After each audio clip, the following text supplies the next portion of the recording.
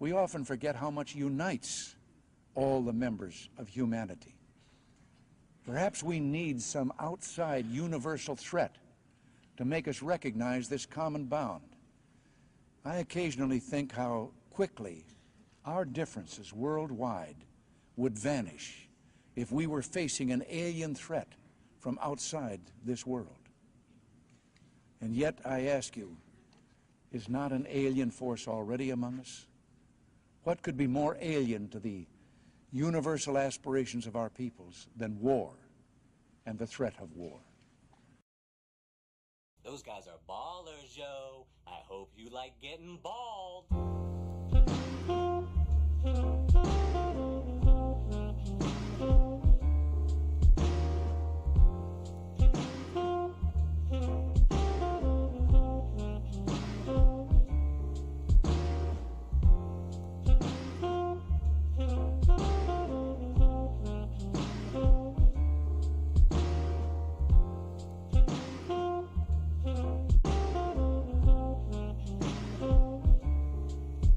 Guys are ballers, yo. I hope you like getting bald. There we go. Those guys are ballers, yo. I hope you like getting bald. Yeah. Ballers, you know, Baal. They're Baal worshippers. It's funny. It's some comic relief. So let's ooh, getting a bit uncomfortable here. We're going to continue here. It is part 8 now. Pretty sure, right? Yeah, part 8. I didn't accidentally call the last one part 8, did I? I don't know. I mean, like, verbally, I did label the last one part 7. This is now part 8 here. This is, to remind people, a critique of Mein Kampf, labeling Adolf Hitler as the benevolent psychopath. It's the spirit behind Luke, I am your father. And, yeah, there's many. There's many who act like this. They pretend to be benevolent, but they are a pharaoh. They are a taskmaster. So, like on Maggie's farm, Maggie's brother, he hands you a nickel, he hands you a dime, he asks you with a smile, are you having a good time? But he finds you every time you slam the door. It's like, yeah, I'll just slam the door right on his face, see what he does. I assume nothing. Because that's what cowards do. But anyway, page 153, at the 4-minute mark here.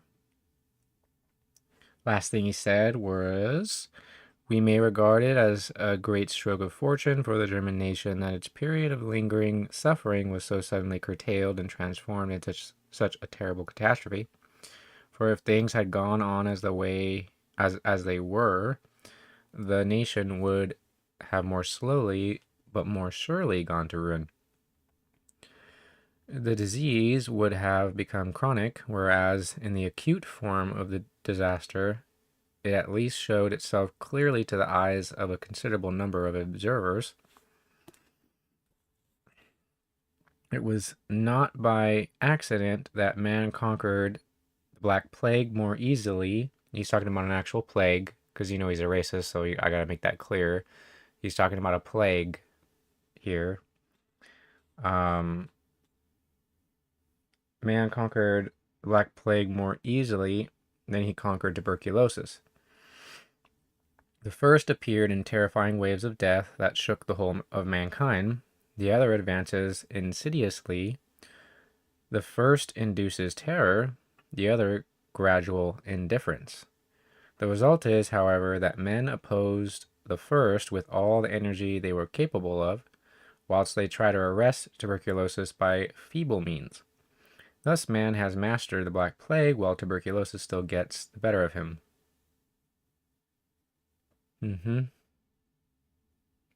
So, like, if they want to say to somebody who's done them no wrong that they should go off and die, well, see, they can't ever conquer that lung disease, can they?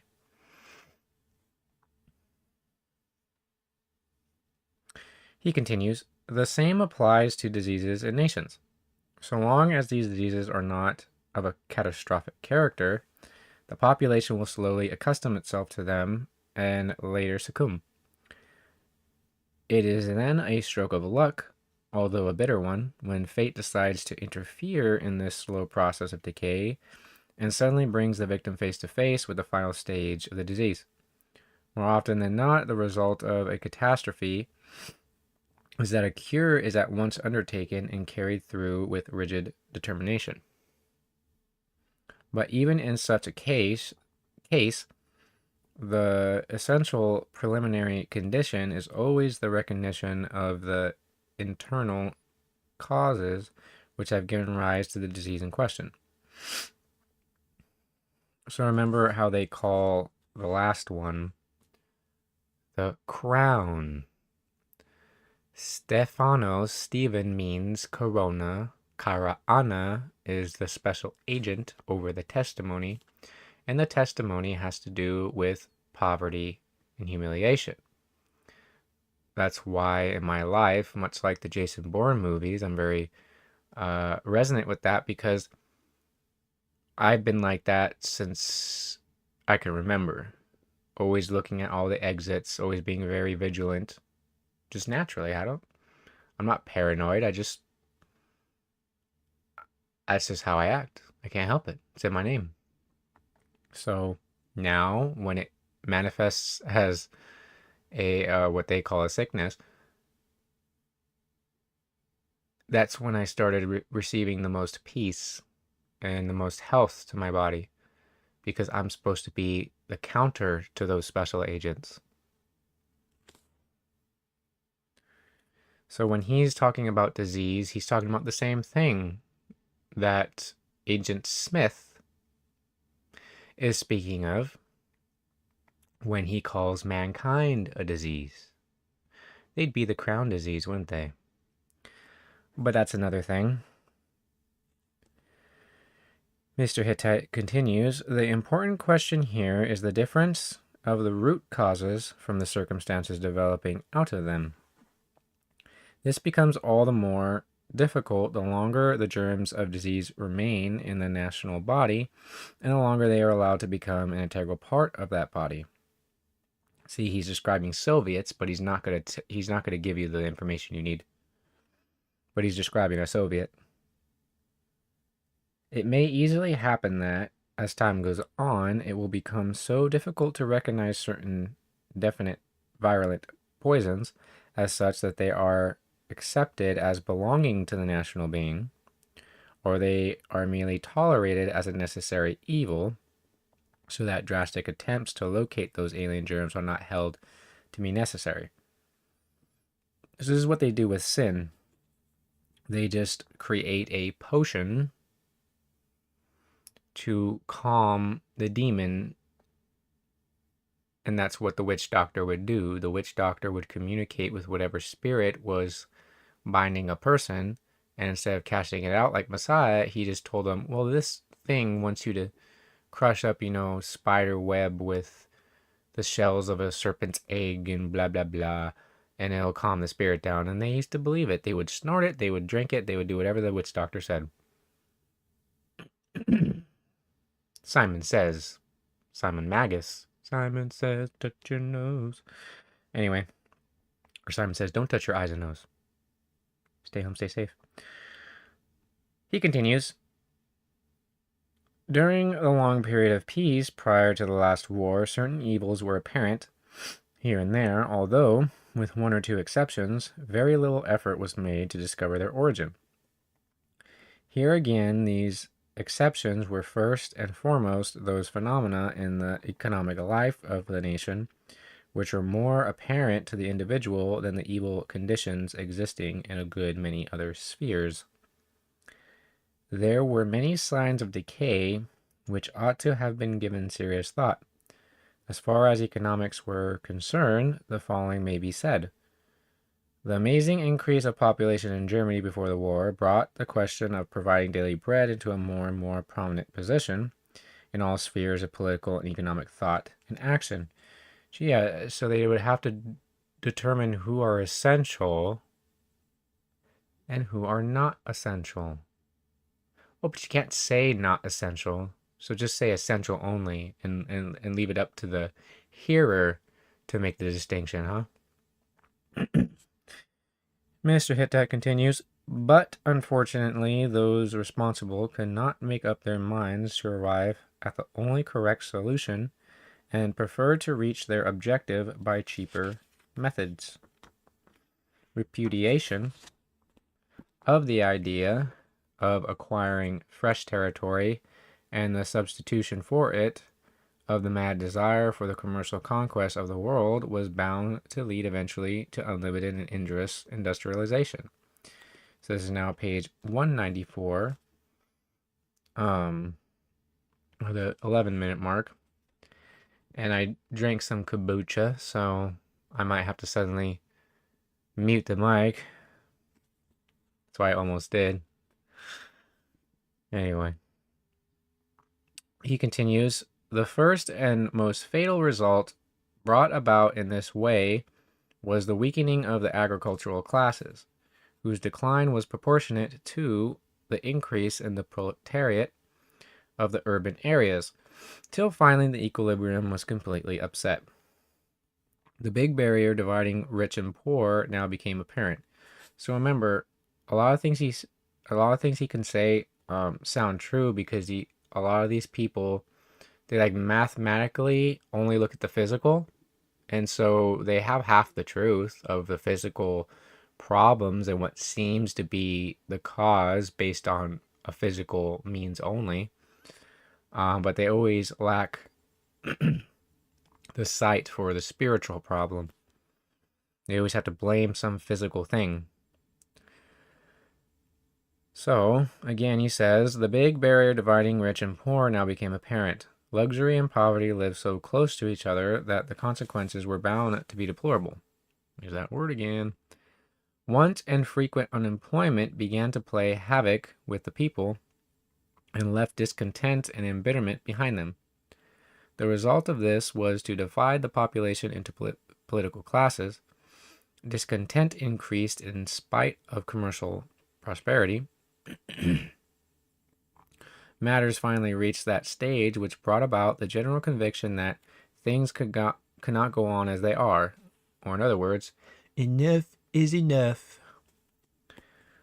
Although no one seemed able to visualize what was really going to happen.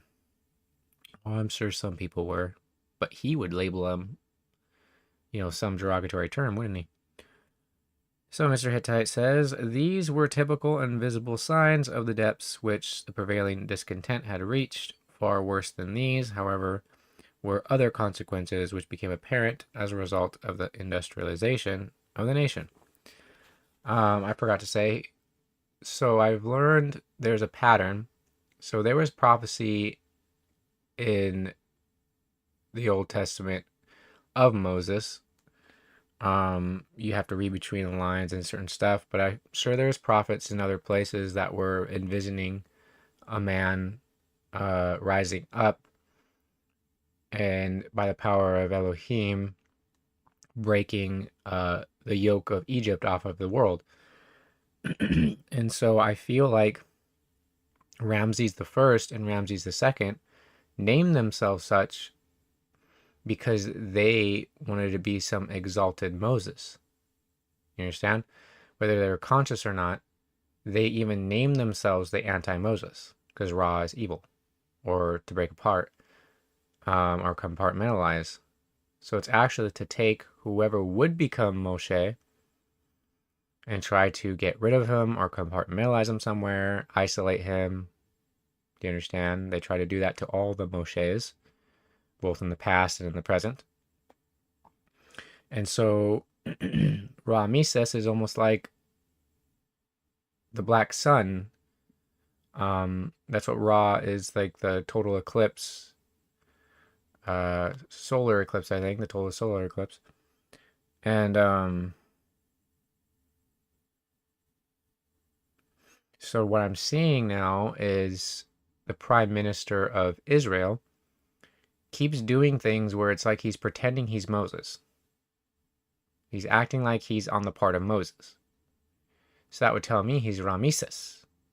He's actually Ramses. And I also thought then, I'm like, if there's a false prophet and a beast who's Antichrist, then maybe the false prophet is a false Moses and the Antichrist is a false Messiah. So if this man, if you can call him that, is pretending to be Moses, saying, oh, I have a curse and a blessing. If you don't follow me, I will crush you. It's like this man sounds like every single evil Russian in every movie I've watched. It's like, if you ever heard him talk about I think it's 8400 or 8200, something like that. I think it's 8200. It's some like AI hacker thing. It's like these technicians, these computer people who spy on the rest of the world or something like that. And he was talking about one time, and he said when he was talking about this AI and the data collection and the control of it, he's like, real domain of power. And it's like, okay. He literally sounds like that cat from Cats versus Dogs. When the little beagle's like, I'm onto you, kitty, and you're in big trouble. And he's like, I think not, baby puppy. It's like he speaks just like that. I make it look cute and cuddly, but inside, granite. So anyway, this man, this being, may be a Ramesses. He may be the false prophet, and of course he really, really loves Trump for some reason. He couldn't imagine anybody else being president, I'm sure.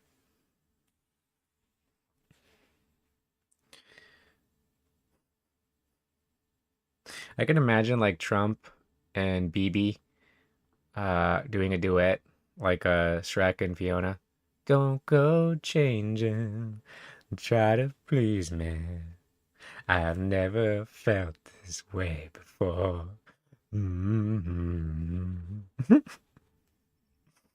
Anyway, so let's hear the words of another Ramesses here. Mr. Hittite, as I call him.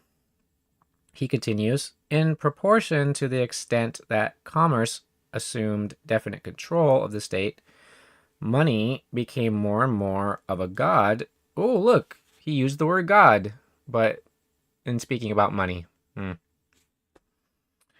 Whom all had to serve and bow down to. Heavenly gods became more and more old-fashioned. And when he talks about heavenly ones, he pluralizes it. Isn't that cute? Became more and more old-fashioned and were laid away in the corners to make room for the worship of Mammon. Mammon isn't money, by the way. It's possessions. Money is a means to buy possessions. Mammon is possessions themselves. So when this man becomes chancellor, he starts making parades and stuff, parading around a bunch of mammon. He puts his flags everywhere. Everywhere. Look up Nazi Germany. The flags are everywhere. Look at when they let this man host the Olympics. The Olympics is the fire of Rome. There's a reason they let him host the Olympics. And all you see is mammon. Every building he creates. Everything is mammon in this man's regime. He's telling you, no, it's only money. It's like, no, money isn't mammon. Unless it's gold and silver, maybe. But these are paper dollars we're talking about. So money is a means to buy mammon. Mammon actually means possessions. And if you look, there's this artist that put these weird, like demonic-looking spider statues all over the world in various areas, and he calls it mammon. So look up spider statues, mammon, and be thoroughly creeped out. So Mr. Hittite continues, and thus began a period of utter degeneration, which became especially pernicious because it set in at a time when the nation was more than ever in need of an exalted idea. Remember, what is exalted among man is an abomination to Yahovah. He continues, for a critical hour was threatening. Germany should have been prepared to protect with the sword her efforts to win her own daily bread in a peaceful way. Unfortunately, the predominance of money received support and sanction in the very quarter which ought to have been opposed to it. His Majesty the Kaiser, he calls Kaiser the Majesty, remember, nephew of Victoria, and he won't tell you that, and that's why he says Sieg Heil, which means hail victory. He hails Victoria. The Bolsheviks, hail Victoria. Modern witchcraft in America, Wicca, Vicca is Victorian magic. Look up Simon Magus. So he says the Kaiser made a mistake when he raised representatives of the new finance capital to the ranks of the nobility. Admittedly, it may be offered as an excuse that even Bismarck failed to realize the threatening danger in this respect. In practice, however, all ideal virtues became secondary considerations to those of money. For it was clear that having once taken this road, the nobility of the sword would very soon rank second to that of finance. Go look up how much the U.S. funds Soviet Israel and look how much goes to the economy and how much goes to war compared to the other nations where our money goes to. He continues, financial operations succeed easier than war operations. Oh, but never mind. Hence, it was no longer any great attraction for a true hero or even a statesman to be brought into touch with the nearest J banker. The original bankers in Germany were called the Fuggers with a G. The Fuggers. Maybe that's even what they're making fun of with Meet the Fockers. But the Fuggers with a G were a German banking family, and they actually charged more interest than the Rothschilds. Now, I'm not defending Rothschilds. I'm just saying that's a historical fact, all right? So he wants to even say these bankers are not... Is everybody who's bad is supposedly a Jew to Hitler, right? But it's like, why don't you go look up the Fuggers with a G and see what you find. Very interesting banking family. They're the ones that were replaced by the Rothschilds. And of course, I'm sure the Rothschilds slowly raised their interest, but they know how to keep people happy. They know about bread and circus, so that's probably why their interest was lower. But anyway, he continues, real merit was not interested in receiving cheap decorations and therefore declined them with thanks. But from the standpoint of good breeding, in Hitler's opinion, such a development was deeply regrettable. The nobility began to lose more and more of the racial qualities that were a condition of its very existence. Again, if you look up historically, he's wrong. With the result that in many cases the term plebeian would have been more appropriate. So instead of calling them Soviets, or whatever German word would be similar to what I mean when I say Soviets, he just tries to put some kind of blood on that.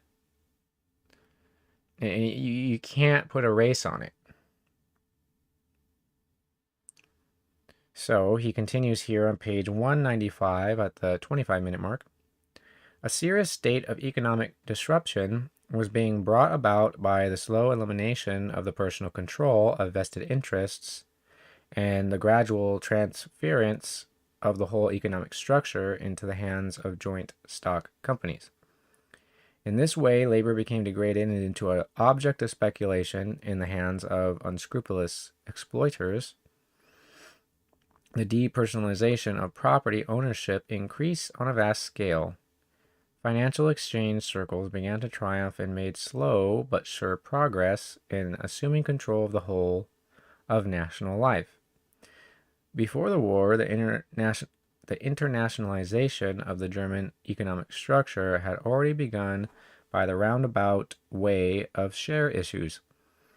It is true that a section of the German industrialists made a determined attempt to avert the danger, but in the end they gave way before the united attacks of money-grabbing capitalism, which was assisted in this fight by its faithful henchmen in the Marxist movement. The persistent war against German heavy industries was the visible start of the internationalization of German economic life as envisioned by the Marxists. This, however, could only be brought to a successful conclusion by the victory which Marxism was able to gain in the Revolution. As I write these words, which he didn't, he dictated them to somebody, but I guess in the book he says I write them. As I write these words, success is attending the general attack on the German state railways, which are now to be turned over to international capitalists. Thus, international social democracy, as he calls it, but that's hobo code for Christianity, has once again attained one of its main objectives. So, I was going to say something here. Oh, so notice how what he's going against here, the internationalization of German economic life. He says that peace can't be obtained by international, like, merchant and commerce and stuff like that, and trade, and peaceful trade and all that. So if you really pay attention to what he's saying, you can really see the proof that he was funded by Prescott Bush and Rockefeller, because it sounds like he's convincing Germany not to become America. Because America is doing what he says can't achieve peace. It's what makes America on the top of the pyramid. So he's telling Germany to not do that while just summing up all their soldiers to meaninglessly die in battle, and then put America back on top. But that's what I'm noticing here. He continues, the best evidence of how far this commercialization of the German nation was able to go can be plainly seen in the fact that when the war was over, one of the leading captains of German industry and commerce gave it as his opinion that commerce as such was only force which was the only force which could put Germany on its feet again. Yeah, so basically if they would have done economically what America does, they'd be at the top of the pyramid. And so this guy funded by American businessmen, called Man of the Year by Time magazine, gets to host the Olympics before the Great Sacrifice, which in Greek is Holocaustos.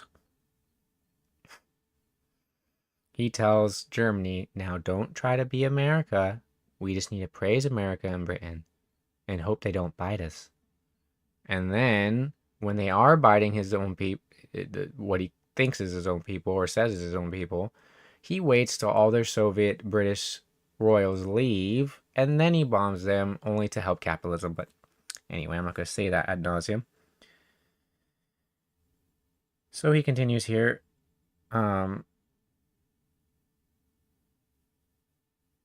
This sort of nonsense was uttered just at the time when France was restoring public education on a humanitarian basis, thus doing away with the idea that national life is dependent on commerce rather than ideal values.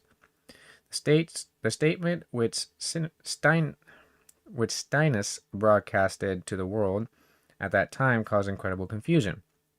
It was immediately taken up and has become the leading motto of all those humbugs and babblers, the statesmen, whom fate let loose on Germany after the Revolution. One of the worst evidences of decadence in Germany before the war was the ever-increasing habit of doing things by halves.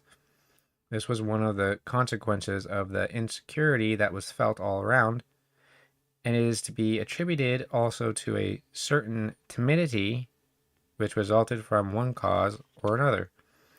And the latter malady was aggravated by the educational system. German education, he says on page 196 now, at the 31-minute mark. German education in pre-war times had an extraordinary number of weak features. It was simply and exclusively limited to the production of pure knowledge and paid little attention to the development of practical ability. Still less attention was given to the development of individual character insofar as this is ever possible,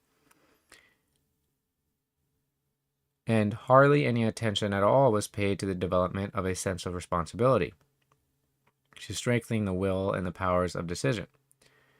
The result of this method was to produce erudite people who had a passion for knowing everything. Before the war, we Germans were accepted and estimated accordingly. The German was liked because good use could be made of him. That's true. That's true for anybody. They just like using the workers and this and that, so that's true.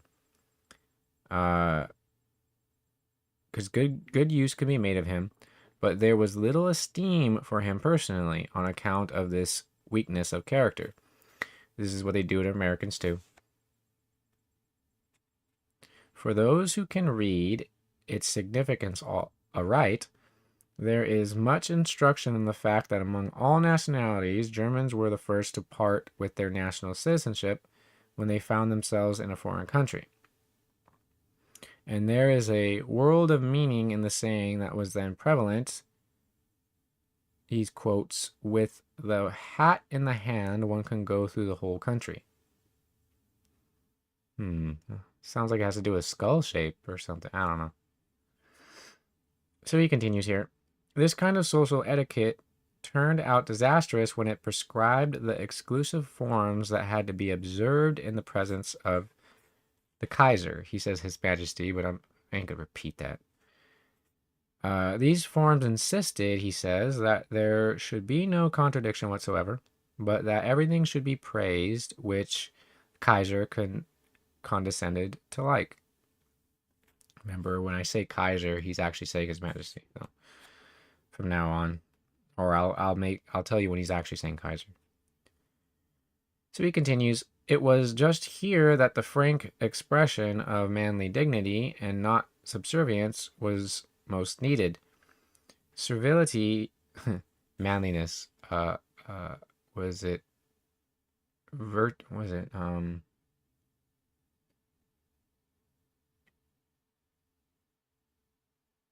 I'm thinking of the word that they used to use for men in Rome. It's the same thing. Manly dignity is like, what is manly dignity to him? And not subservience. It's like, well, subservience to who? He's got to make some of these things clear. I think it was virtue or something. Virtue actually just means manliness. It comes from Rome. So virtue has nothing to do with morals in the Roman sense. Which is what I think he's meaning it here, because he's very Roman. So, continuing here, he says, servility in the presence of monarchs may be good enough for the professional lackey and place hunter. In fact, for all those decadent beings who are more pleased to be found moving in the high circles of royalty than among honest citizens, these exceedingly humble creatures, he puts in quotations, however, though they grovel before their lord and bread giver, invariably put on airs of boundless superciliousness towards other mortals, which was particularly impudent when they posed as the only people who had the right to be called monarchists.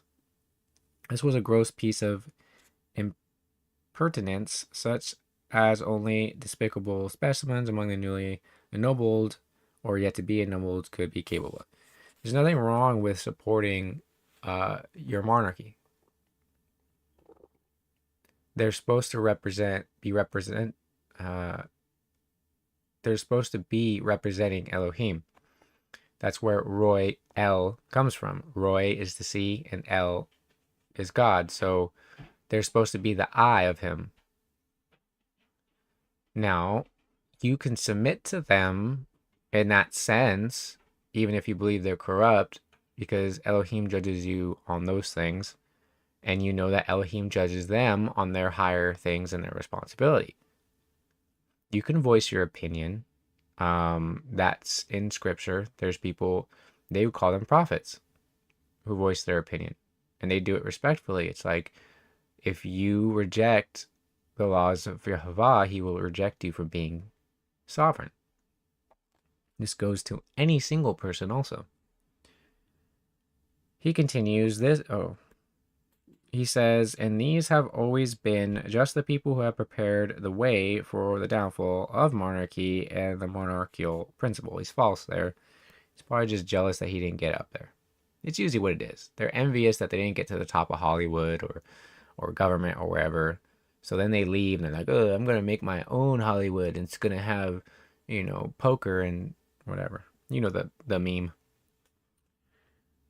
So he continues, it could not be otherwise, for when a man is prepared to stand up for a cause, come what may, he never grovels before its representatives. A man who is serious about the maintenance and welfare of an institution will not allow himself to be discouraged when the representatives of that institution show certain faults and failings.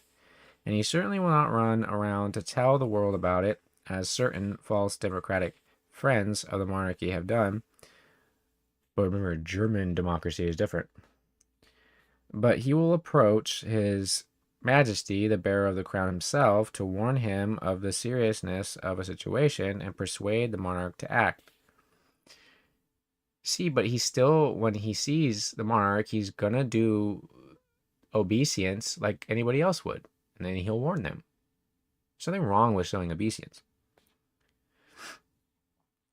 So he continues here. Furthermore, he will not take up the standpoint that it must be left to his Majesty to act as the latter thinks fit, even though the course which he would take must plainly lead to disaster.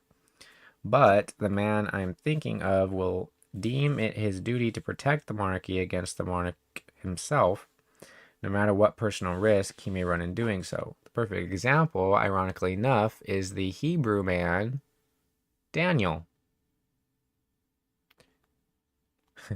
But anyway, he won't mention Daniel, will he? Usually, weak men don't mention men that are stronger than them, so that makes sense. This is now page 197, the 38-minute mark. Ooh, I don't know if you heard that, but my stomach is digesting kombucha and such.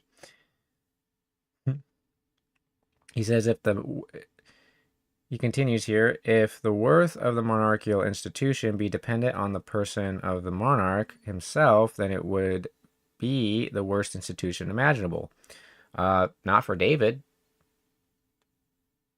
David, a lot of the people were very wicked in his generation, and he had to restrain them.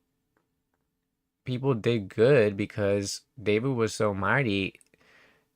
They said he was like an angel of Elohim. They believed that if you said anything bad about David, an angel would bring it to him and tell him, which is most likely very, very true. So he's wrong there again.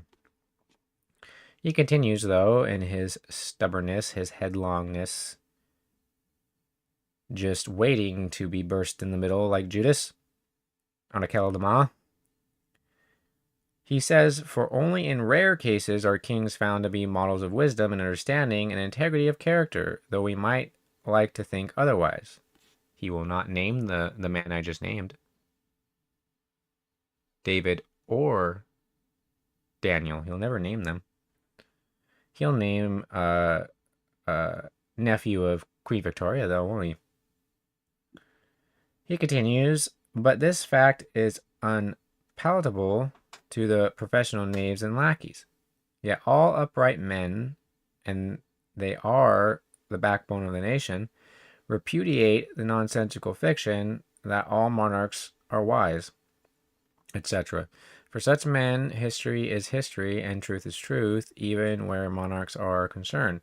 But if a nation should have the good luck to possess a great king or a great man, it ought to consider itself especially favored above all the other nations, and these may be thankful if the adverse fortune has not allotted the worst to them.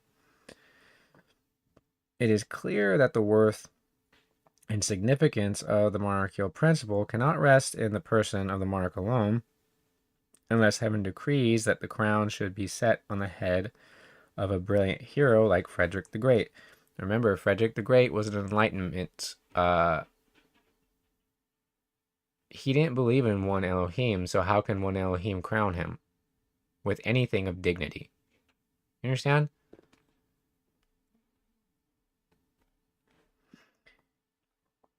And then he says a sagacious person like William I. So I guess the guy who preceded Kaiser. This may happen, he says, once in several centuries. Interesting, he uses several. But hardly oftener than that. I didn't know that was a word. Oftener. The ideal of the monarchy, he says, takes precedence of the person of the monarchy. It's the person of the monarch, inasmuch as the meaning of the institution must lie in the institution itself. Yes, this is why King David had the tabernacle and why Solomon had the temple. And remember Uzziah, the one who made the implements of war and stuff, and he got too prideful and tried to go into the temple and offer incense, and he got leprosy on his forehead. Which is interesting. That's what they say radiation does, but that's none of my business. Thus, the monarchy may be reckoned in the category of those whose duty it is to serve, says Mr. Hittite. He, too, is but a wheel in this machine, and as such he is obliged to do his duty towards it. He has to adopt himself for the fulfillment of high aims. If, therefore, there were no significance attached to the idea itself, and everything merely centered around the sacred person, then it would never be possible to depose a ruler who has shown himself to be an imbecile. I don't know. Anyway, I'm not going to get into it. He continues, it is essential to insist upon this truth at the present time, because recently those phenomena have appeared again and were in no small measure responsible for the collapse of the monarchy. With a certain amount of native impudence, these persons once talked about their king, which is what Melkam means, or Malak. That is to say, the man whom they shamefully deserted a few years ago at the most critical hour. Those who refrain from participating in this chorus of lies are summarily classified as bad Germans. They who make the charge are the same class of quitters who ran away in 1918 and took to wearing red badges. They thought that that's so ironic, because his followers, the Nazis, are about to wear red badges. Hypocrisy is lawlessness. Remember that. This is the 44-minute mark, 44 seconds. According to OBS, it might say something different on YouTube. Let's see. They thought that discretion was the better part of valor. They were indifferent about what happened to the Kaiser. They camouflaged themselves as peaceful citizens, but more often than not, they vanished altogether. All of a sudden, these champions of royalty were nowhere to be found at that time. Circumspectly, one by one, these servants and counselors of the crown reappeared to resume their lip service to royalty, but only after others had borne the brunt of the anti-royalist attack and suppressed the revolution for them. Yeah, I wonder what it would sound like if Haman the Agagite wrote a book. Anyway, this is now page 198. I mentioned Haman the Agagite at the 45-minute mark. Anyway, page 198 at the 45-minute mark, going into 46 minutes. Mr. Hittite continues. Once again, they were all there, remembering wistfully the flesh pots of Egypt and almost bursting with devotion for the royal cause. So he wants to talk a lot of smack about Hebrews and use all their lingo. What's up with this guy? Is he Yiddish or something? Anyway. This went on, he says, until the day when the red badges were again in the ascendant. These comments are aged badly for him. Then this whole ramshackle, he says, assembly of royal worshippers scuttled anew like mice from the cats. If monarchs were not themselves responsible for such things, one could not help sympathizing with them. But they must realize that with such champions, thrones can be lost, but certainly never gained. All this devotion was a mistake and was the result of our whole system of education, which in this case brought about a particularly severe retribution. Such lamentable trumpery was kept up at the various courts that the monarchy was slowly becoming undermined. When finally it did begin to totter, everything was swept away. Naturally, grovelers and lickspittles are never willing to die for their masters. I'm going to start calling people that, lickspittles. That's hilarious. That monarchs never realize this, and almost on principle never really take the trouble to learn it, has always been their undoing. Well, I mean, there is a book out there that if they read it, they'd be prepared, but nobody likes to read that book. I'm sure you know what it is. And whoever doesn't isn't going to read it anyway, so I'm not going to say it. He continues, one visible result of a wrong educational system was the fear of shouldering responsibility and the resultant weakness in dealing with obvious vital problems of existence. The starting point of this epidemic, however, was in our parliamentary institution, where the shirking of responsibility is particularly fostered. Unfortunately, the disease slowly spread to all branches of everyday life, but particularly affected the sphere of public affairs.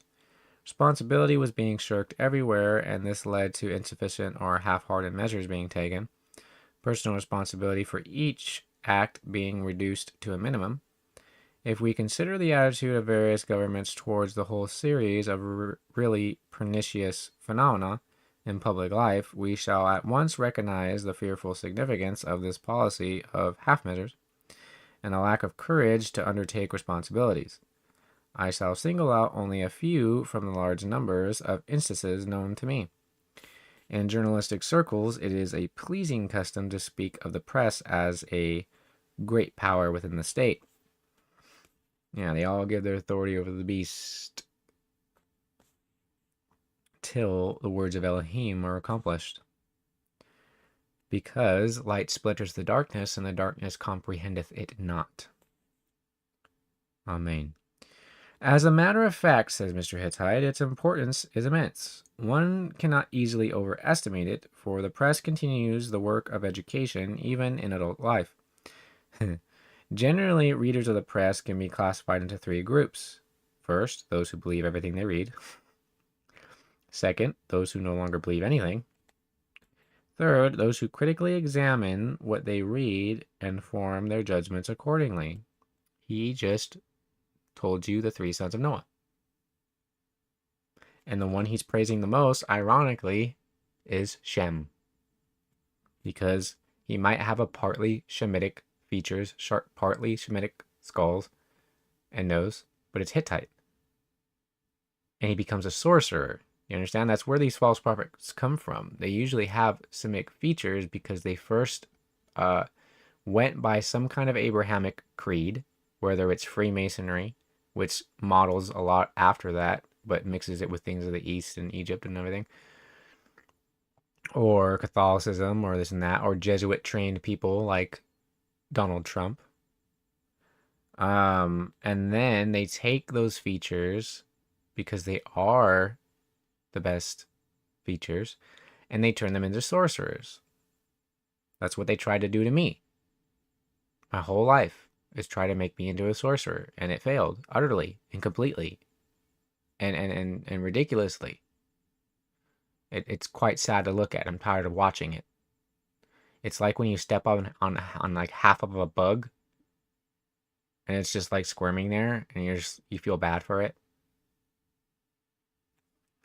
Anyway, Mr. Hittite continues, numerically the first group is by far the strongest, being composed of the broad masses of the people. Intellectually, it forms the simplest portion of the nation. It cannot be classified according to occupation, but only into grades of intelligence. Under this category come all those who have not been born to think for themselves, or who have not learnt to do so, and who, partly through incompetence and partly through ignorance, believe everything that is set before them in print.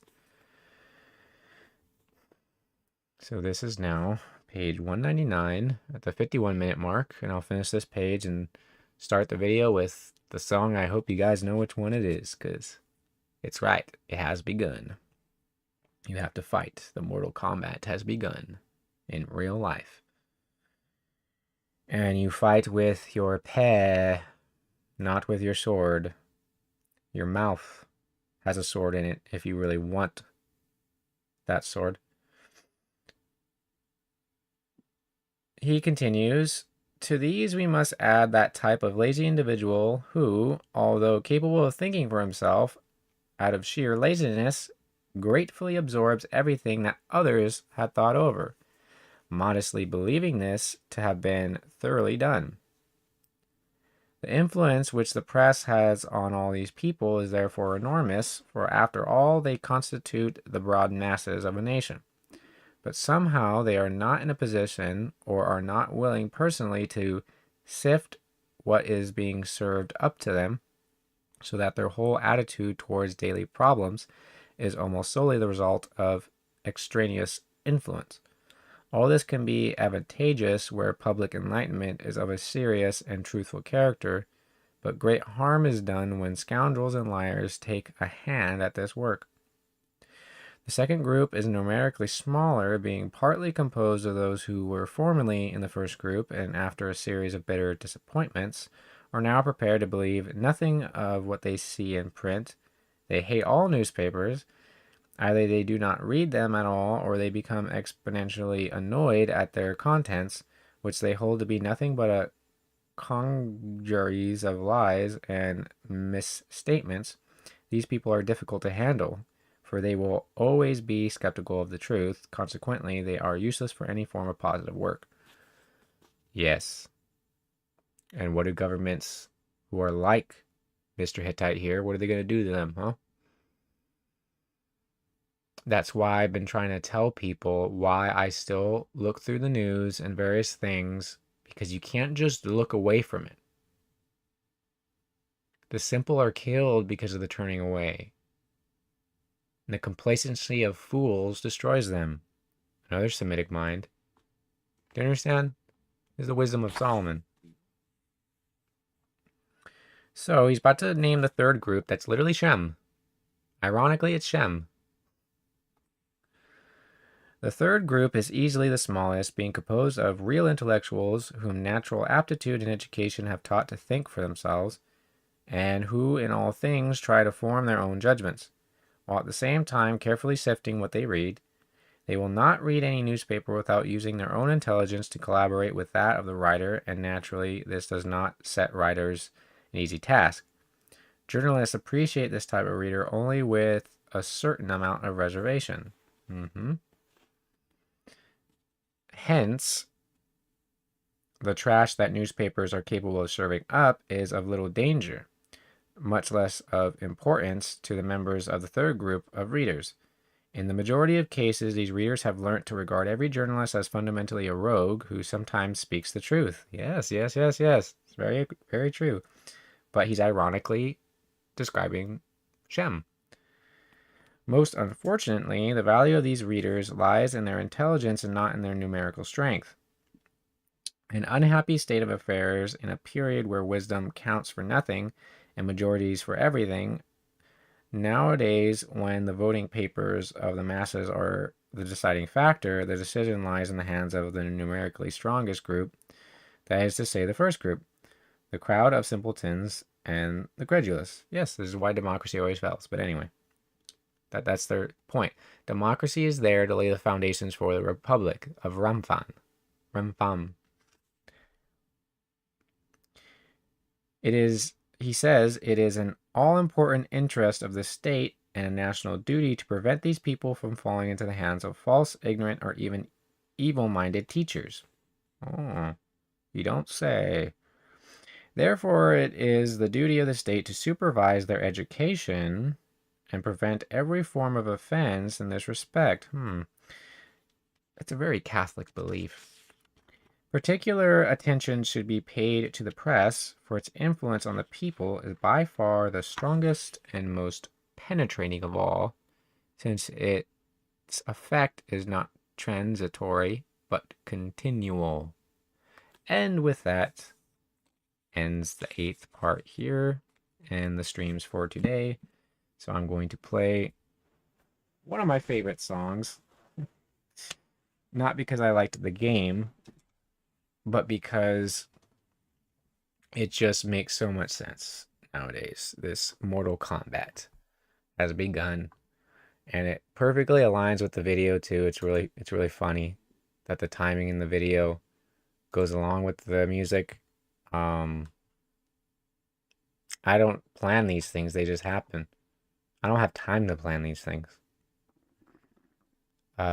So with that, I'll say Baruch Hashem Yahovah El Shaddai, Baruch Hashem Hakadosh Ben Elohim Ben Yahu Yeshua HaMashiach, Baruch Hashem Ruach HaKodesh. Amen, amen.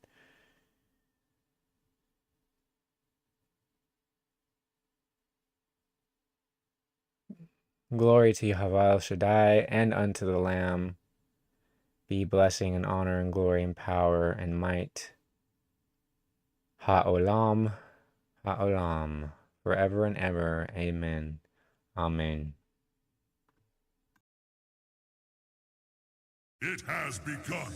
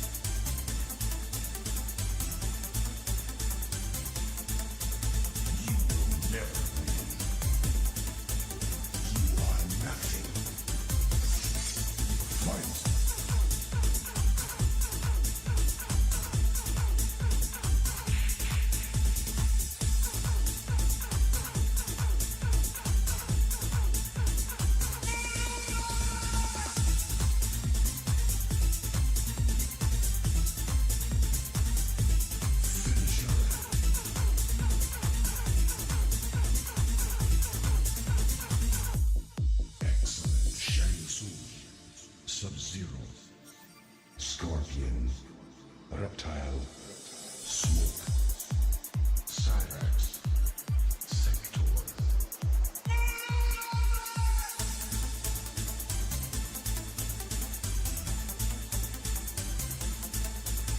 Mutaro,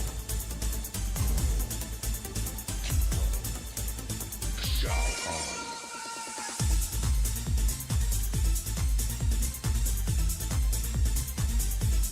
Finish it.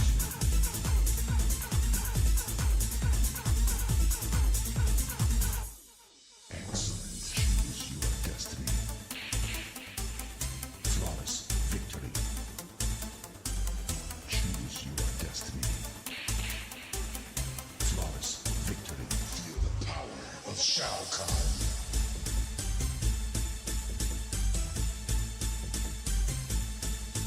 Fight.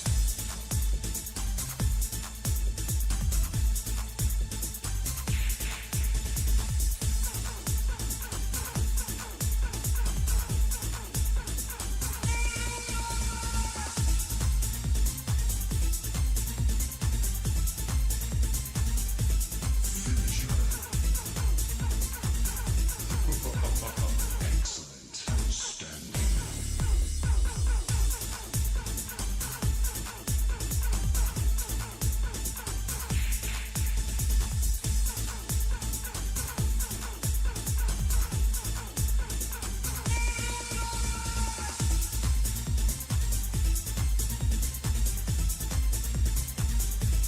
Finish it.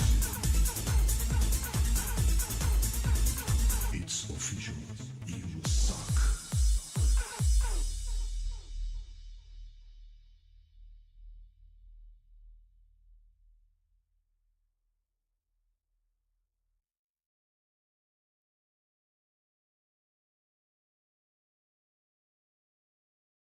Monmouth's execution was a particularly messy affair, as it took 5 chops. Just as they were about to bury the 2 bits, some bright spark realised that there wasn't a proper portrait of the ex-duke. As he was the illegitimate son of Charles II, they thought they'd better get one done. They therefore sewed his head back on his bottle, put him back in his clothes, sat him in a chair, and Bob's your uncle.